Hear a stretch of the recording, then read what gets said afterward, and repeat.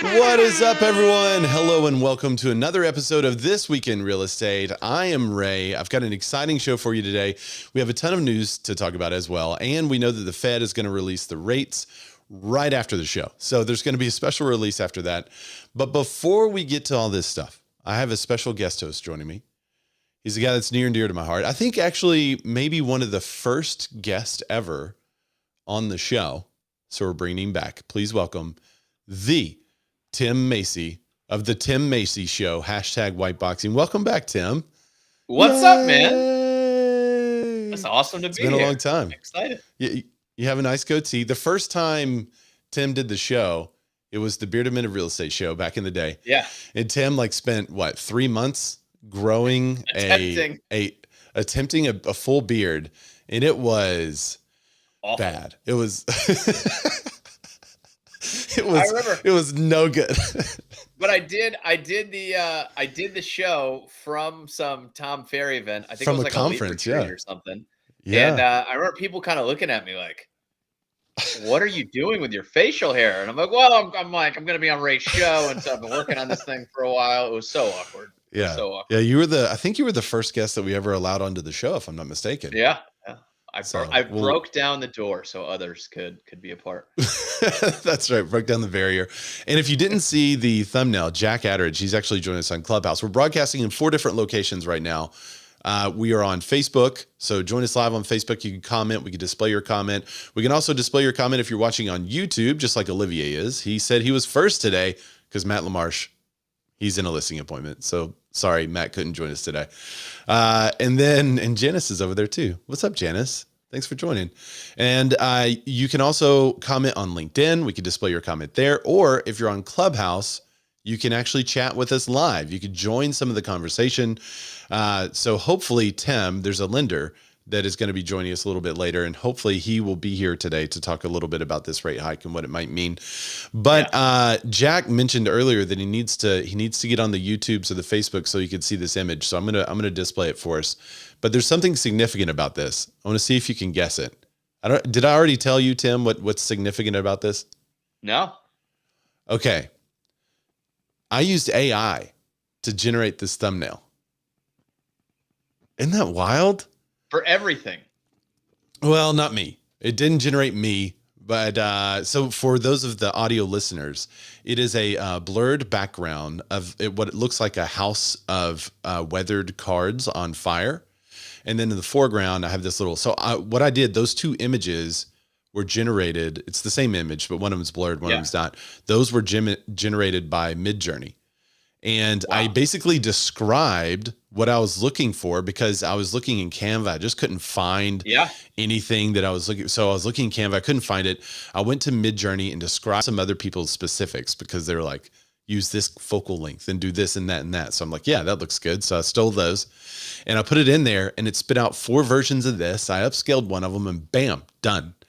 And it's so exciting to me because even though it's AI generated, it's still an original piece of content. Like there's nowhere else that can find this.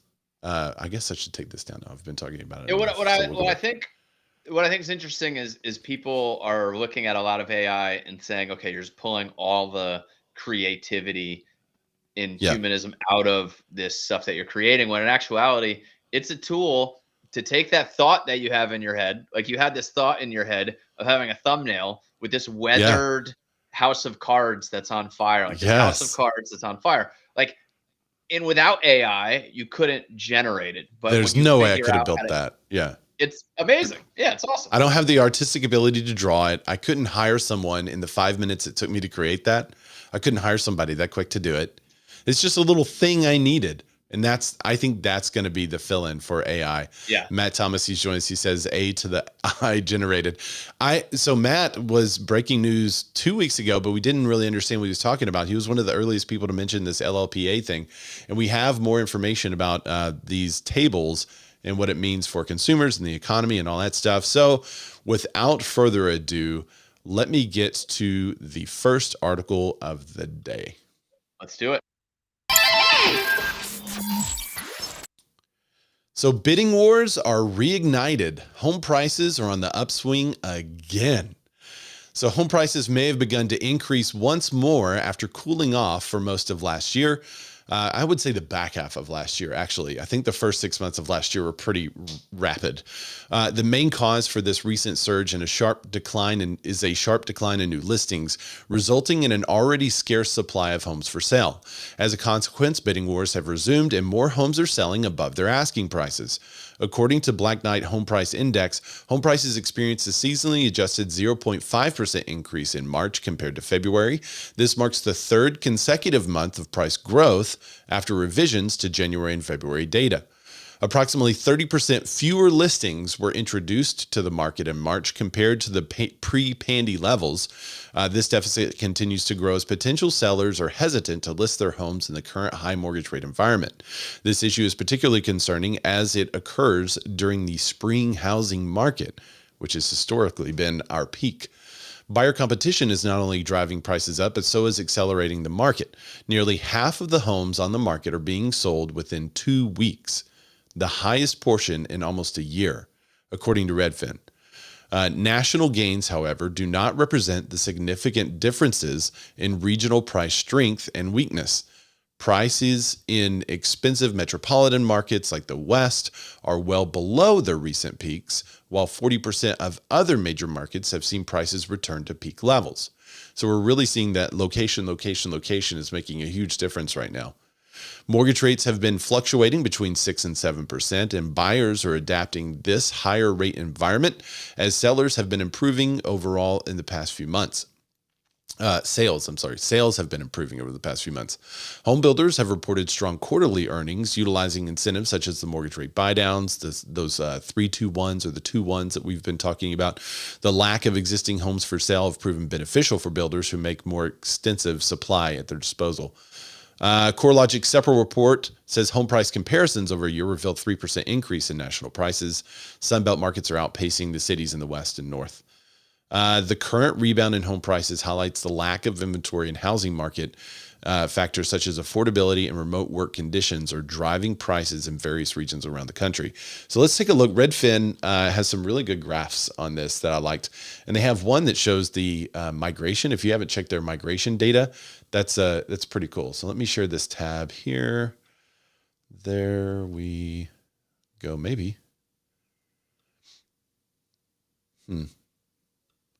Oh, wrong button. There we go.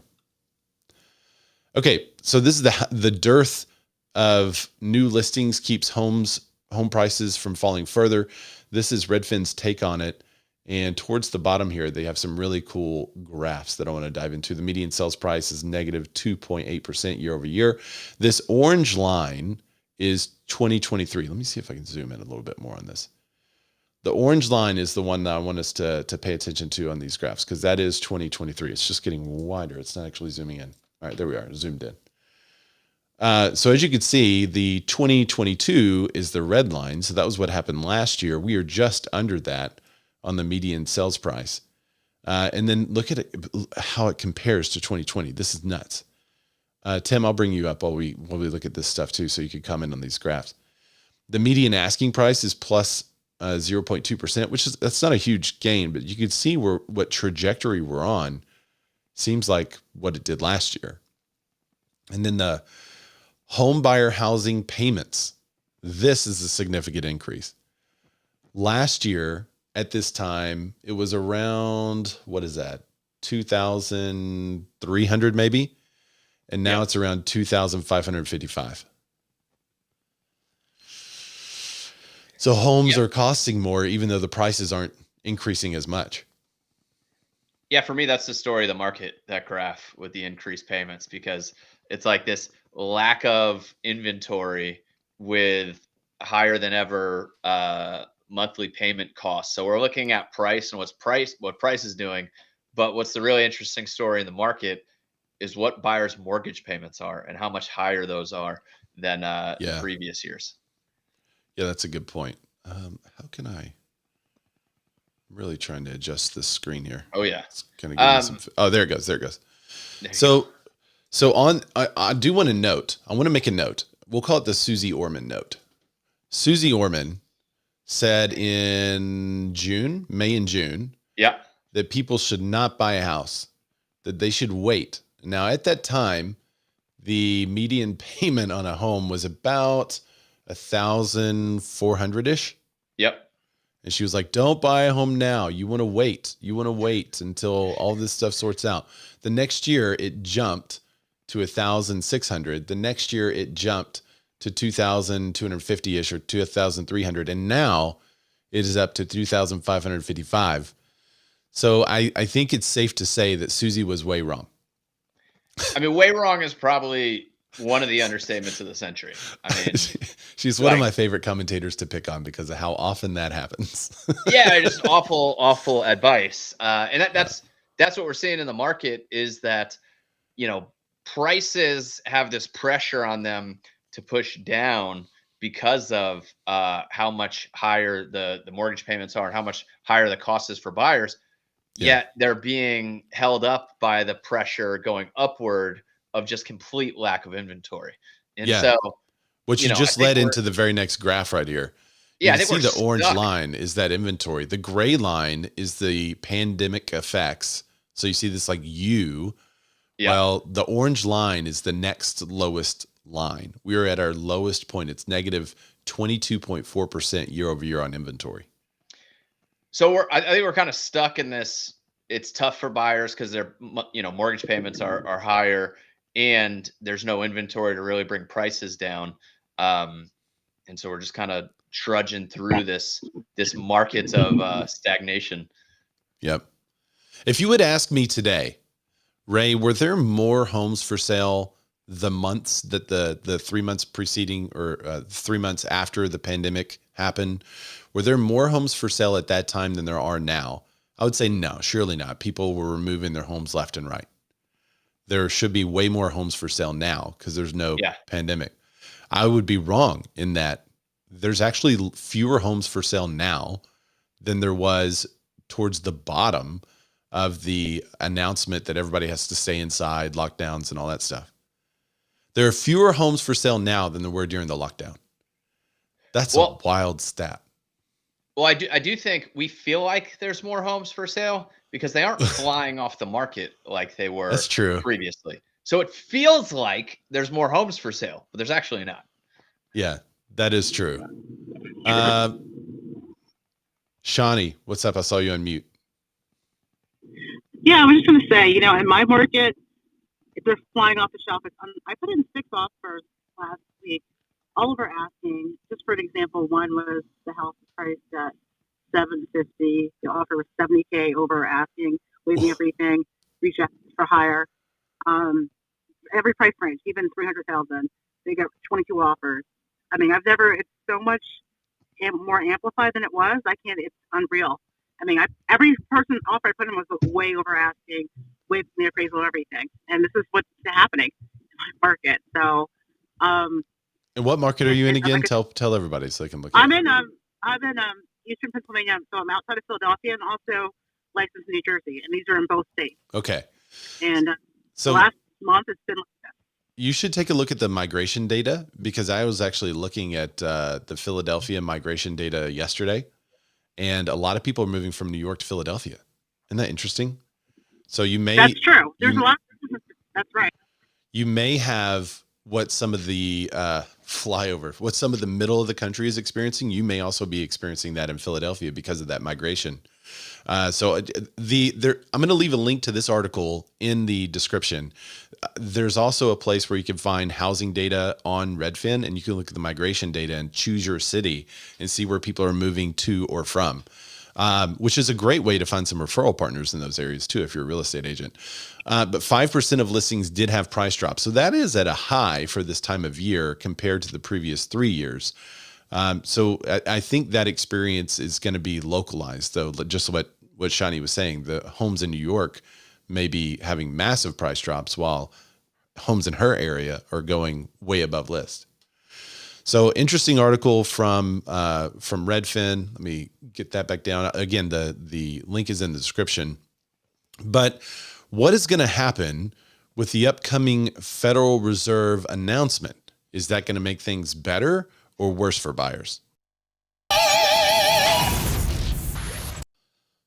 Well, navigating the financial waters, how the Fed rates hike is going to impact you. There was a lot of talk this morning on CNBC and Fox Business and all the business news stations saying that it appears that this rate hike is going to be around 0.25%, and that rate hike is already priced into the market.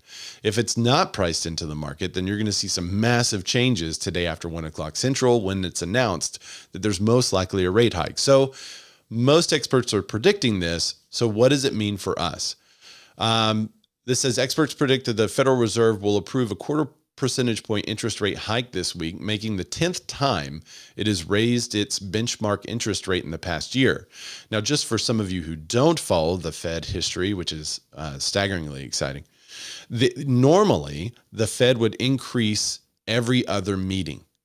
Well, the last 10 meetings, the Fed has raised interest rates.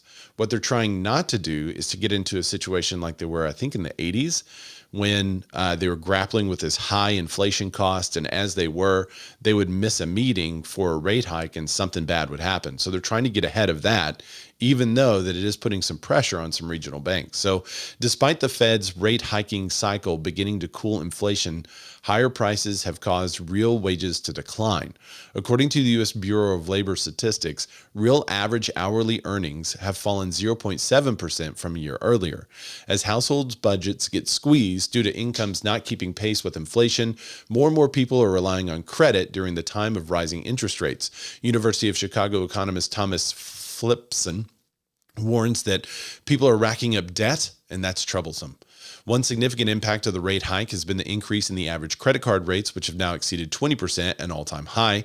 Matt Schultz, chief credit analysis at LendingTree, points out that the rise today means today's sky-high credit card interest rates will rise even further in the very near future. Another area affected by the rate hike is the housing market. Mortgage rates average around 6.5% today, and adjustable rate mortgages and home equity lines of credit are also affected by the rising prime rate. As the federal funds goes up, so do those rates, with the average rate for the HELOC now at 7.99%. So I know from my lender friends out there, it's not a direct correlation. We know, but it does tend to follow that trend. Auto loan rates have also risen. Federal student loan rates have also risen.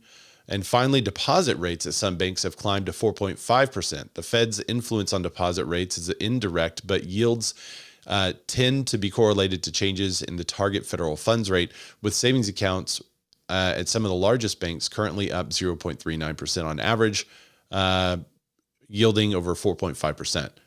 Now may be the time to make a move, it says. Okay, so it looks like the Fed is going to raise rates again. It's been years. I don't know that it's ever happened to where they've had 10 straight increases. It does look like it's a smaller increase than it was 2 rate hikes ago when they went up 0.5. They seem to be stepping down the rate hike slowly. So my question for you, Tim, is this going to fend off? I don't know what I'm trying. Defend ourselves against inflation, or is inflation still going to be a huge issue that we have to deal with? I mean, look, inflation wasn't caused overnight, and it's not going to be fixed overnight. So I do think, this is the obvious things you have to do to get it under control. But, this is such a long game. Like, none of this stuff fixes itself in a week. I don't think it does a ton to the market. I think that.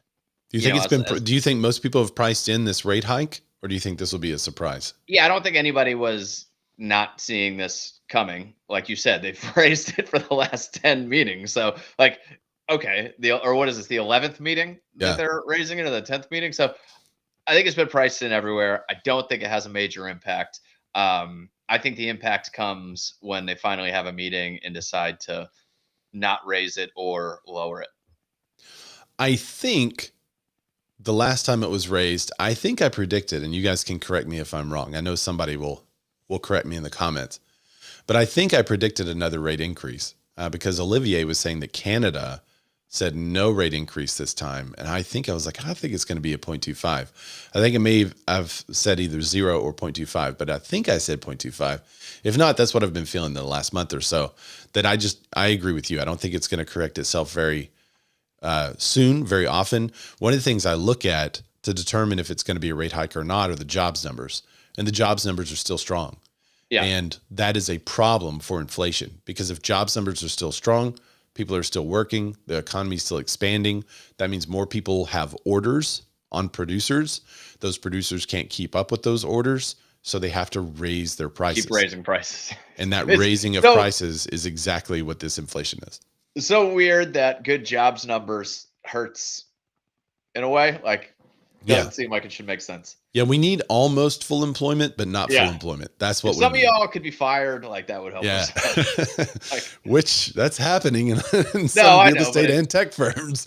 It's such a down is up type thing, you know. Jason Bates said the real fix to inflation is opening up fossil fuels. Well, I don't see that happening in this administration at all.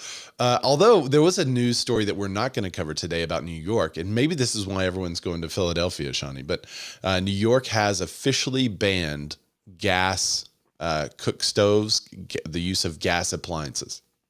Yeah. So everything in New York will have to be electric in the future. Interesting. Yeah. All right. This makes me so sad, Ray. That one makes me so sad. I love cooking with gas. I really do. It's fabulous. They're going to have to change their phrasing too. By the way, that was Bella. Do you know Bella, Tim? I don't. She's a real legend. You need to know Bella. I love it. So the funny thing about that is they're going to have to change the whole phrase. Like, 10 years from now, you're going to be in New York and somebody's going to say, now we're cooking with gas. And they're going to be like, what? What does that mean? I don't know what that means. All the foodies are going to be sad about this, but by the year 2026, New York has to get rid of, anything that currently has it, I think is okay, but all the new builds, anything newly built has to get rid of gas. So what you might have is restaurants too. That's what, it's everything. My goodness. So what you might have is a situation in which those that currently have gas appliances are going to be like a premium. Yeah. Yeah. If you're a chef or a foodie and you have a really good apartment with a wonderful gas, Wolf cooktop. Oh man. You just everybody right now should be putting gas appliances in their house in New York before this thing comes into effect. So they get grandfathered in, and when they sell their house 10 years from now, get like a $15,000 premium on their house because they put a $1,500 gas range in 10 years ago. Yeah. That's going to be it's not going to be all the bank failures. It's not going to be what's happening in the mortgage market. The biggest concern is going to be gas cooktop or not. That's right. But since we mentioned bank failures,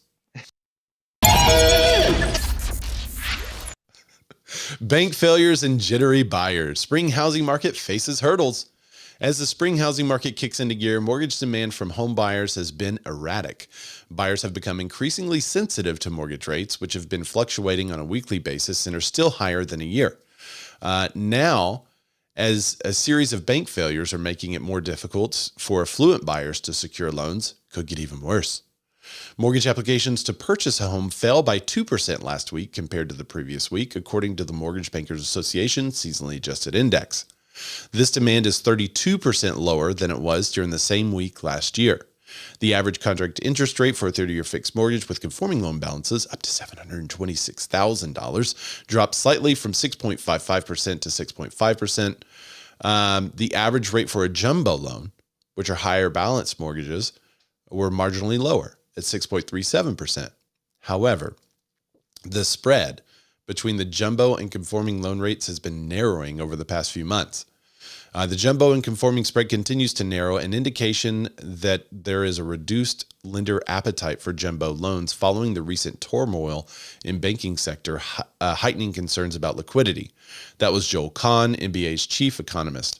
The spread was 13 basis points last week, after being as wide as 64 basis points in November. Refinancing applications increased by 1% from the previous week and were 51% lower than the same week a year ago. We know that refinance applications are way more sensitive to purchase applications, but what makes all of this situation unique is that the purchase applications have also been sensitive to these rate changes, and the tightening constraints from the 3 bank failures that we've had thus far have concerned some regional banks about extending credit that may have been looked at as slightly more risky. So home loans to like a bank loan to purchase a property is more difficult to get. A jumbo loan is more difficult to get. So the summary here is mortgage rates have experienced volatility at the beginning of this week with growing concerns over bank failures and the highly anticipated Federal Reserve meeting Wednesday today. The Fed is expected to raise benchmark interest rates by a quarter of a point. However, it will be the comments from the Fed Chairman Jerome Powell that will have the most significant impact on the bond market and subsequently mortgage rates. And that's what they were talking about today on all the news shows. They was like, hey, we know it's going to be a quarter point interest rate hike. What we don't know is what he's going to say. Because last time, what's up, Jerome? Yeah, I know, right? Come on, tell us something good. Last time they said, hey, we're going to start to ease off these rate hikes. And it appears that they're going to rate hike again. So what are they going to say? What are the comments going to be about the still strong housing market and orders still being strong, about the affordability issues in housing? You know, he's made comments in the past that he wants to correct housing, which means a 10% decrease in prices, and we just haven't seen that. Yeah, it's just I don't think it's such a funny game where raising interest rates actually hurts inventory. I mean, I don't know about you, Ray, but if you're telling me you're trying to lower housing prices by 10%, builders aren't going to build any, as many new houses, so that's going to keep inventory low. If you're raising rates, no one's going to leave their lower rate mortgage to move into a higher rate mortgage. And so you're keeping the supply down while the rates go up and the prices stay stagnant. So you just stop saying he wants to do anything with the prices of real estate. Yeah, he should just worry about jobs and inflation. Yeah. But he's looking at housing as like a giant inflation marker for him. But it is ironic that he's like, okay, we gotta attack this problem from the buy side. We can't have so many people buying houses so easily. So let's jack this rate up to make it more expensive for people to buy houses. Meanwhile, the rest of the government is like, how can we make housing more affordable for buyers? Let's try this and that grant program, and let's 40-year mortgages. Yeah, let's lower the fees on those with bad credit and increase fees on those with good credit. And let's just make it more difficult for people with good credit, with lower risk, to purchase a home, and easier for those with higher risk to purchase a home. And I mean, one side is not talking with the other. Meanwhile, both sides should be looking at the inventory issue and figuring out how to solve that. If they could solve an inventory issue, then they have, I would love to see a credit for people who are in a house and want to sell their primary home and move to a new primary home. That would be great, because suddenly you'd see tons of inventory flood into the market and lower 1/3 of the market, all resale housing, and that would be gobbled up by everyone that's shopping in that bottom 1/3. And then they would start to move up and purchase these homes that builders are building, because builders aren't building in the bottom 1/3 of the market for the most part. Yeah. Well, what's funny is we were talking about on the Redfin report, we're talking about inflation and inflation, trying to lower inflation. And when you look at what the past, 6 months or a year has done to the average mortgage payment, it's crazy. They are increasing, the prices may be stagnant, but the percentage of housing for a person's monthly income is skyrocketing. And so it's just funny that we're raising people's costs for housing in an effort to lower inflation. True. You guys are so right on the inventory, and the fulcrum is the inventory, and everybody looks at sales as a barometer of the market that isn't in the business, but everybody in the business is trying to figure out this crazy lack of supply and incredible demand that is, it's easy to say that people want to stay in their houses because of low rates, but we also just had this incredible migration within the country that, so if somebody moves every 5 years or 7 years or 10 years or whatever it is, I mean, a lot of those people moved over the last 2 years because of the whole Pandy deal. And we're just stuck in this vacuum of inventory. But again, you can't measure sales without considering the demand, and the fulcrum point is the inventory. Yeah, that's well, good. obviously, rate has gridlocked a lot of that inventory. So, so Ray, two things. Number one is I want to say what I was going to say earlier. Number two, I want to come back to your recent thought. So the first thing is that in the last 100 days, you've seen a lot of investor activity dwindle because access to non-QM products has gone down. HELOCs are being shut down, or they're giving less than they were before as far as your CLTV. And so there's not as much capital for investors who have been very, very active. If we go into like mainstream investors, like $25 or less in a strong growth market, or say $100 or less in a Midwest or Northeastern market, all of a sudden their access to capital dramatically kind of started, not dried up, but it's just not what it was, say 100 days ago. And it's not going to be much more than that in the next 100 days. So that's going to go in the pipeline. But the thing that I was curious about is in your proposal of that credit would have to, there'd be a deficiency in that grid. So if you have like a 3.5% interest rate and you're trying to motivate somebody to go into a property now with 6% interest rate, that's a huge deficiency. You're just saying you're going to do that off your taxes, or how are you going to get to that math to justify that to motivate that person to make that move? That's a wonderful follow-up question to something I haven't really thought out fully, Shane. I'm just saying there needs to be some way. There has to be, because we know that all the first-time home buyers were incentivized during the Bush administration with the $8,000 tax credit. You remember that? That was like, I'm going to go buy a house now because I got an $8,000 tax credit if I do this. So there has to be some kind of tax credit or tax benefit or something that they could do to incentivize people that are selling a primary home and buying another home to get them over the hurdle of this changing interest rate, because that's what's happening. They're sitting in a house with a 2.5% interest rate and looking at this other house. They can't even buy what they want to buy because it's a 6.5% interest rate. And yet they need to buy it because they can't keep living like they're living in this house. They have to move. So they're in between a rock and a hard place. And they're just looking at this going, well, I don't want to move right now. Like I need the rates to adjust. I need there to be some kind of incentive beyond the price being compelling, because that's not happening either. So there has to be something that can incentivize inventory, and that's where that thought process came from. But I think that was Jack, by the way. Jack is right up here in this top circle. Shane is right here. And then Bella, I saw you unmute. I love the clubhouse. I'm actually I am actually in this predicament right now. I have to sell this summer. I have to relocate, and I've got to buy, and I'm running these payments, and I'm like, man, if we would have pulled the trigger 12 months ago, my mortgage payment would have been $900 cheaper.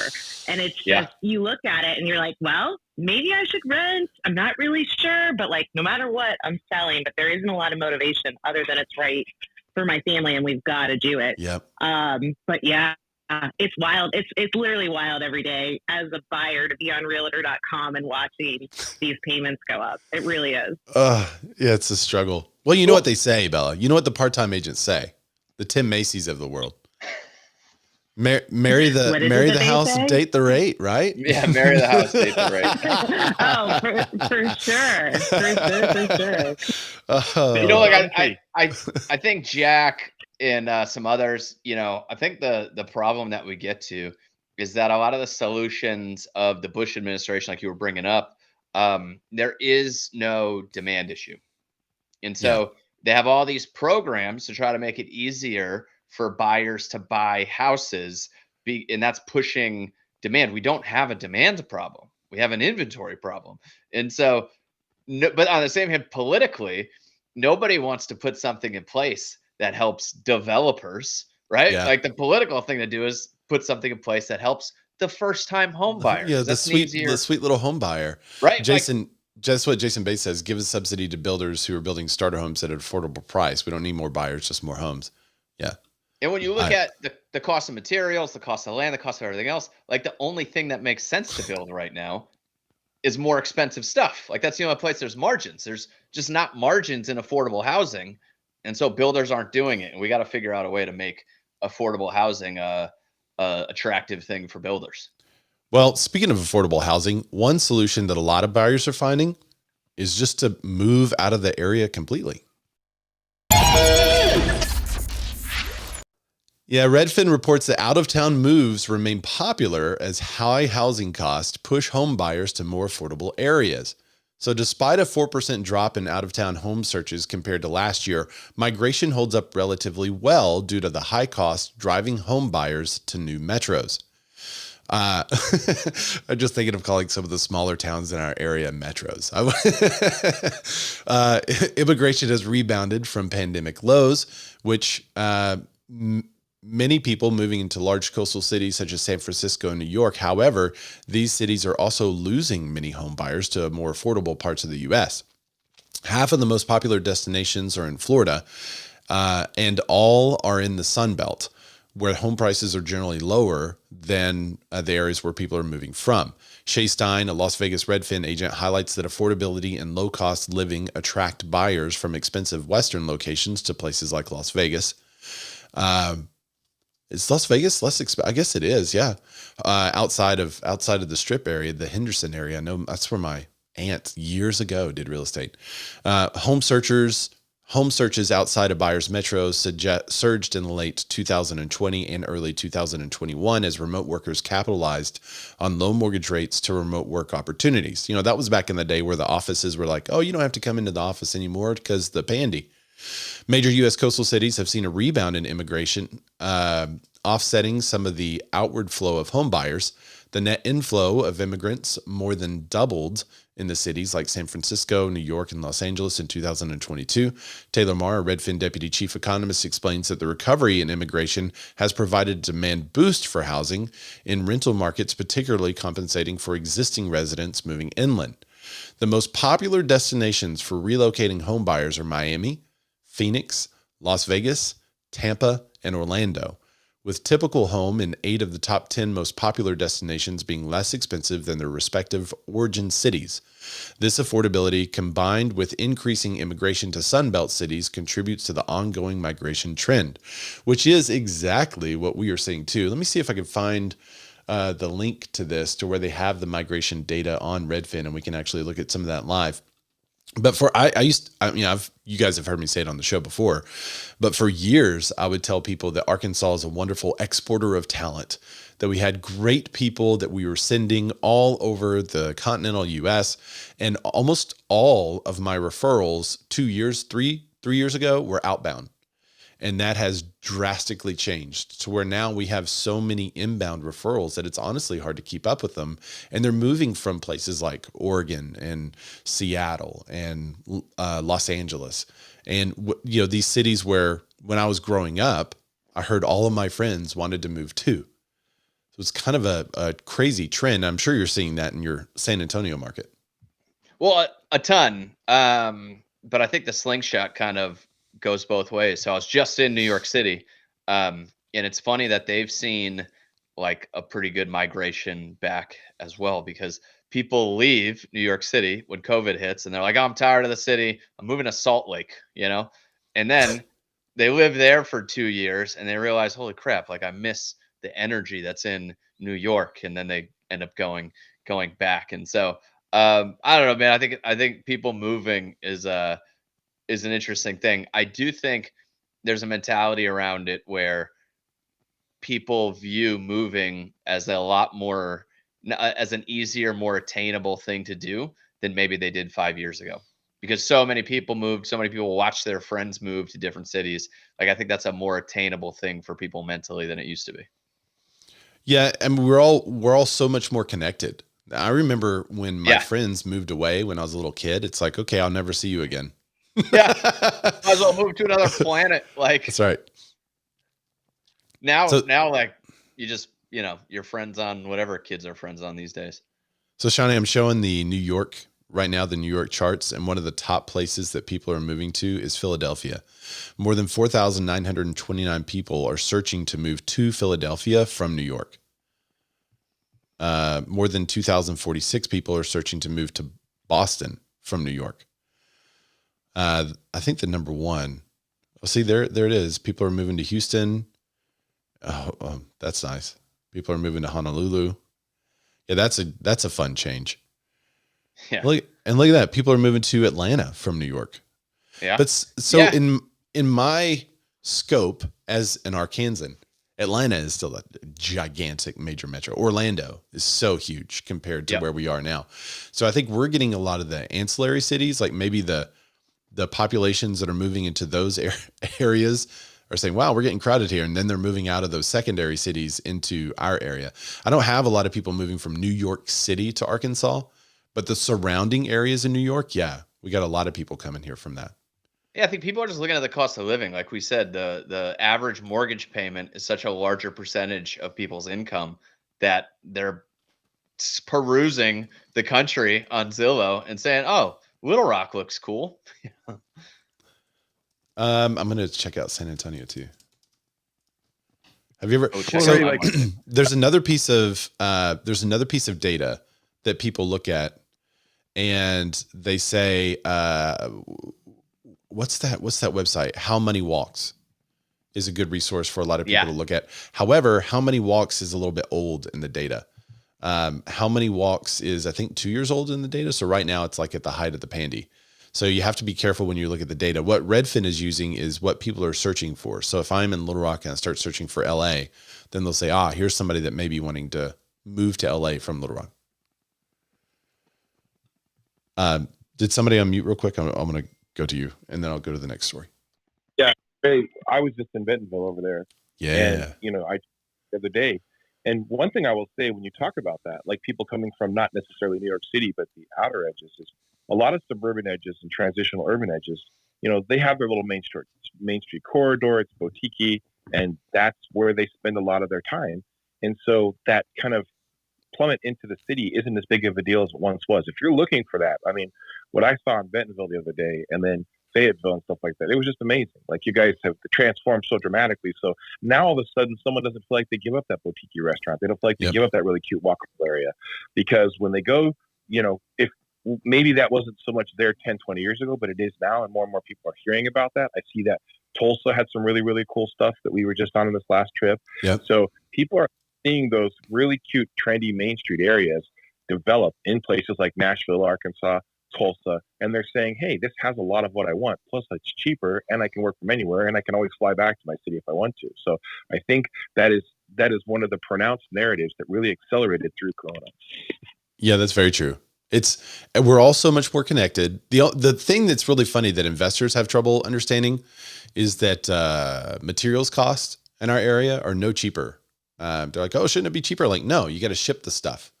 So it's usually about the same price, if not a little more, for materials, but the labor is a lot less expensive here. The land is a lot less expensive here. So as far as investment goes, it tends to be pretty good. However, there appears to be a bit of Texas and a bit of Washington that's on sale, but will it make a difference? That's right. Austin and Seattle are having a house party. Prices drop, but can you still afford the invite? That's a good headline. As housing market begins to show signs of cooling off, some metropolitan areas like Austin and Seattle are experiencing a drop in home prices that offsets the impact of the rising mortgage rates. In a recent Redfin analysis, it was discovered that 25.8% of homes for sale in Austin and 23.6% of homes in Seattle have a lower estimated monthly housing payment than they would have if they had been for sale a year ago. So now you know where to move, Bella. Other cities like San Francisco, New York, and Pittsburgh follow suit with 18.8%, 18.3%, 15.6% of homes respectively. So they are looking at lower housing costs in those areas. This change in the housing market could be attributed to last year's slowdown caused by the increasing mortgage rates, leading to a decrease in home prices in certain areas. Despite some homes having a higher monthly payment due to elevated mortgage rate, others have become more affordable as their value has dropped to counter the increase in cost. March saw the median U.S. home sale fall by 3.3% year over year. That's the largest decline in over a decade. However, even with the shift in the market, many potential home buyers remain priced out of home ownership as incomes have not kept pace with the rising cost of living. Furthermore, the drop in home prices has led to some sellers hesitant before entering the market, which we've already talked about. As demand for luxury homes diminish, home prices in cities like Boise, Austin, and Seattle have fallen the fastest, while cities in Orlando, Des Moines, have experienced little to no change in affordability. Suburban single-family homes have managed to retain their value better in urban condos due to the increased popularity of suburban and rural living during the pandy. So still kind of reiterating what we've heard, but also specific to some cities in Texas and in Washington. I won't sit long on this because we could talk about it a little bit if we have time at the end of the show, which we're actually running up on. We've had good discussion during the headlines, which is fine, but we may not have time for a huge deep dive. But I do want to get to the next article because I think it has one of the funnest titles that I've ever written.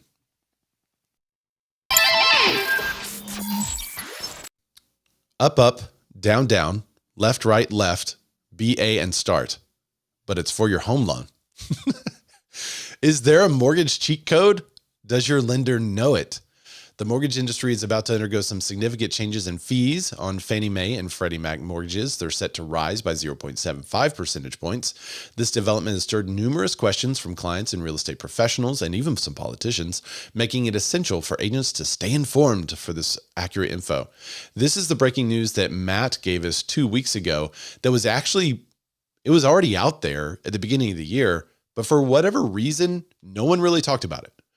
Including us. It was something that was released. We didn't really notice anything. We didn't see any news articles about it.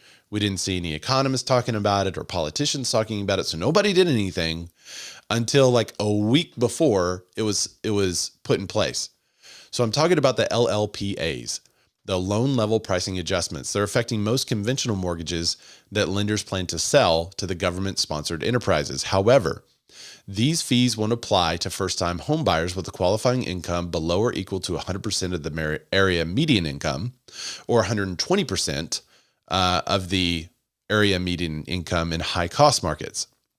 They also won't affect Fannie and Freddie's affordable mortgage programs, Home Ready and Home Possible, or non-conventional government-backed loans such as FHA loans, VA loans, USDA loans, and HUD Section 184 loans.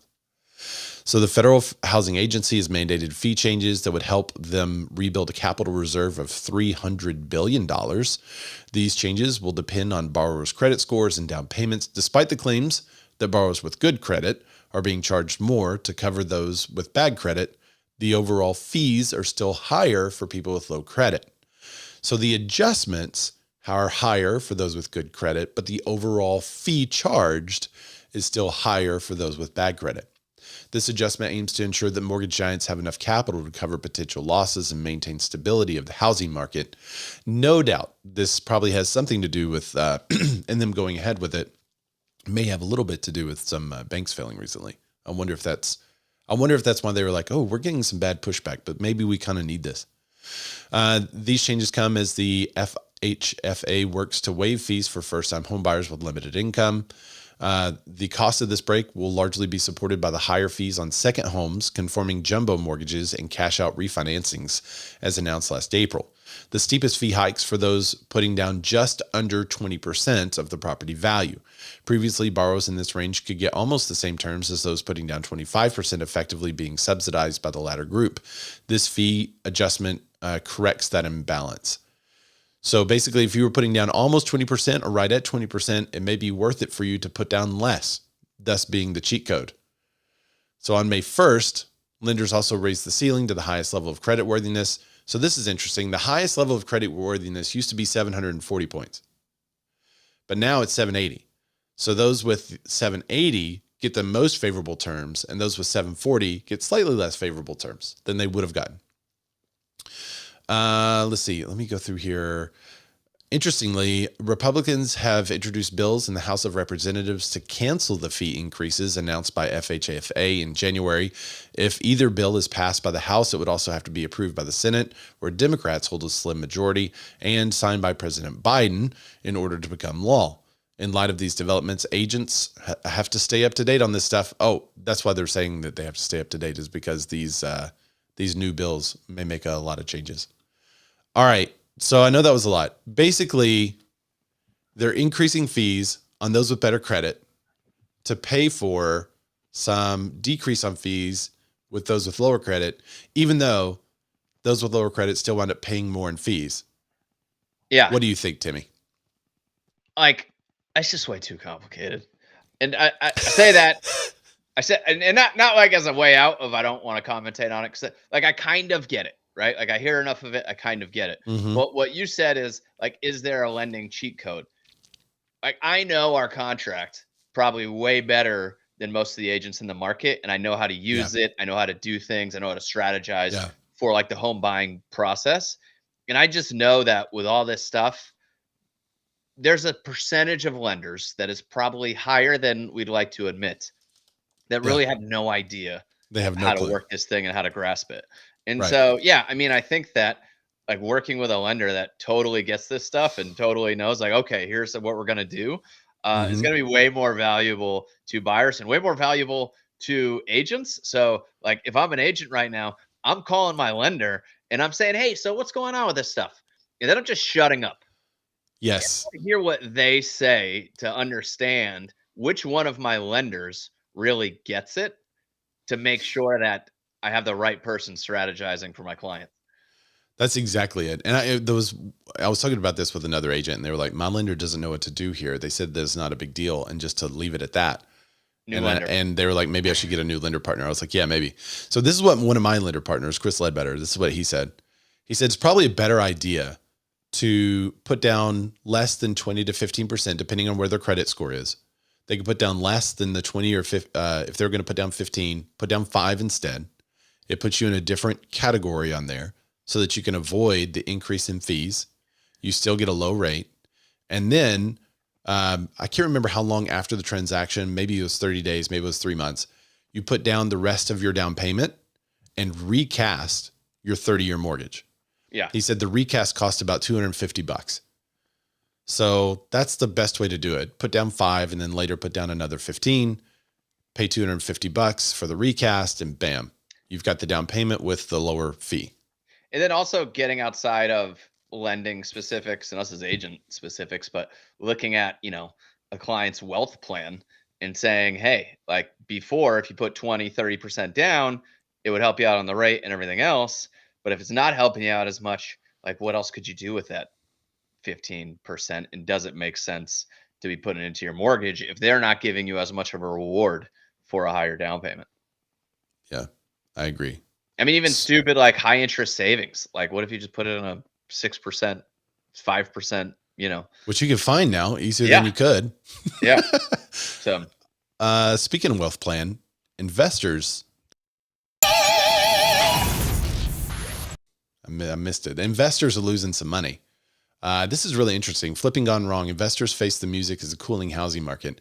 A recent Redfin analysis reveals that around 13.5% of U.S. homes sold by investors in March were sold at a loss. That's almost triple the share compared to a year earlier. This percentage is nearly the highest that it's been since 2016. In comparison, only 4.8% of overall U.S. homes sold in March faced a loss. The typical investor who sold a home in March reaped a 45.9% gain, down from 55.3% a year earlier, and a peak of 67.9% in June of 2022.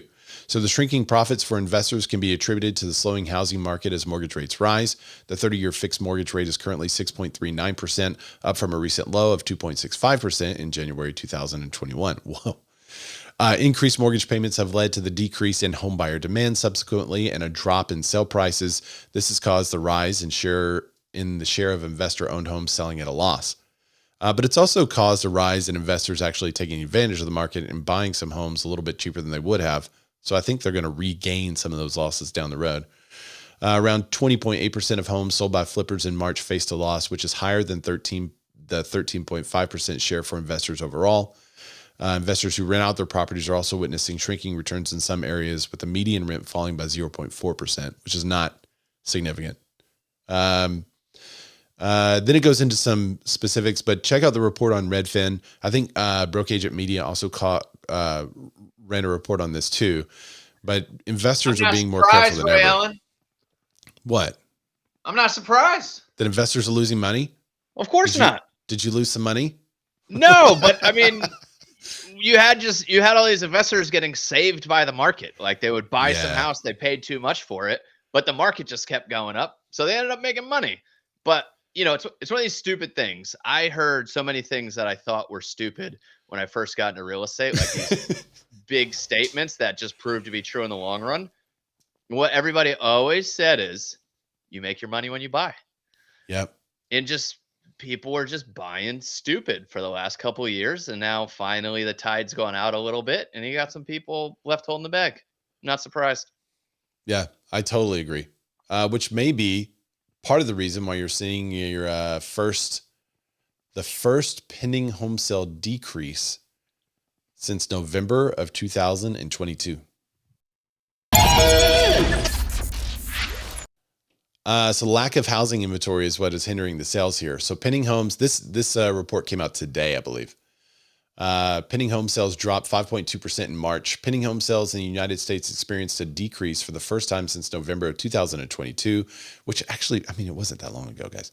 According to the National Association of Realtors, all 4 regions saw year-over-year declines in transactions, with the South region posting a 0.2% increase in pending home sales, while the Northeast, Midwest, and West regions experienced monthly losses. That's what I'm saying. Everybody's moving to the SEC, y'all. NAR chief economist Lawrence Yun cites the lack of housing inventory as a primary reason for the decline in sales, saying, quote, multiple offers are still occurring in about 1/3 of all listings, and 28% of homes are selling above list price. Limited housing supply is simply not meeting demand nationally. However, NAR forecast improvements in the second half of the year with continued job gains and more flexible mortgage rates. The 30-year fixed mortgage rate is expected to fall 6% this year. That's further to 5.6% in 2024. I'm sorry. It's not it's not going to fall 6%. It's going to fall to 6%. And further to 5.6% in 2024. While housing starts are predicted to fall by 7.3% in 2023, they're expected to increase by 6.9% in 2024. Yoon believes that the sale of new homes will match 2019 pre-COVID activity and an increase in 2023 due to plentiful inventory in this market segment. Existing home sales are predicted to drop by 9.3% in 2023, but recover with a 15.4% increase in 2024.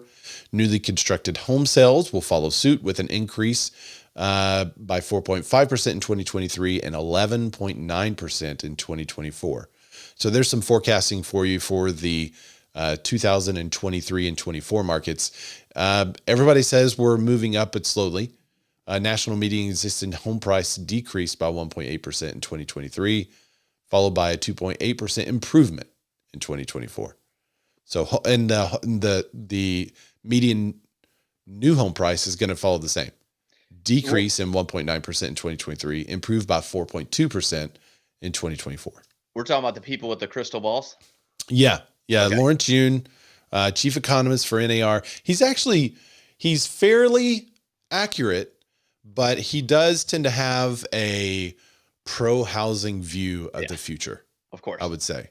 Yeah. So that's my opinion of his take on the matter. But he does tend to be fairly conservative in some of his estimates, and he does moderate some. You know, you've got I love KCM, but in every piece of economic data, they find the positive. Right. They find the positive for housing. But I think there's a couple of things. The chickens that need to come home to roost are housing is currently very difficult for people to afford. There are still tons of buyers trying to buy, and there's a huge problem with inventory. And those are the things that have to be solved in order to start to balance the market. Yeah, I mean, I think the only thing that really balances the market, which sounds bad, is a really bad economy where people start losing their jobs and they have to sell their house. Because we talked about right now, people aren't going to move. And unless something happens in the economy where a large amount of the population says, I can no longer afford my mortgage payment, I'm forced to leave, then that's the only thing I can think of that really solves the supply issue, unless we talk about some of the stuff we were talking about before with subsidies and trying to help builders build more. Well, and if that starts to happen, then the Fed essentially gets his wish. Yeah. That's the only way Jerome's plan works out. Yeah, because that's what Jerome has been asking for a long time. That's the correction he wants, and if he has to get it by, jobs failing, then who's to say he's not going to go that direction? Yeah. But hopefully not.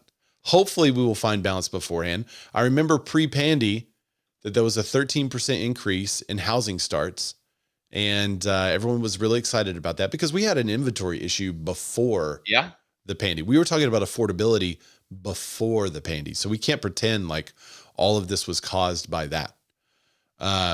Shannon What is 40% higher? She said we were still 40% higher than we were in 2020. She is in the Austin market, so she may be talking about some of those prices there. And then Mike V says that's the end game for the Fed. I hope not.